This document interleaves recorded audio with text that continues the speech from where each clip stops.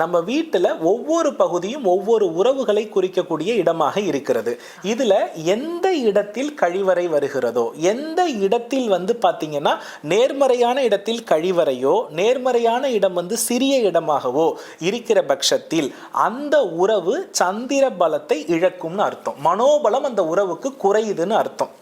இப்போ உதாரணமாக ஒரு வீட்டோடைய தென்கிழக்கு பகுதின்னு எடுத்துப்போமே. இந்த தென்கிழக்கு பகுதியை சுக்கிரன் உள்ள இடம்னு சொல்லுவோம். இதை எல்லா ஜோதிடர்களும் வாஸ்து நிபுணர்களும் ஒத்துக்கொள்வார்கள். இப்போ சுக்கிரனை தான் மருமகள் அப்படின்னு சொல்கிறோம்.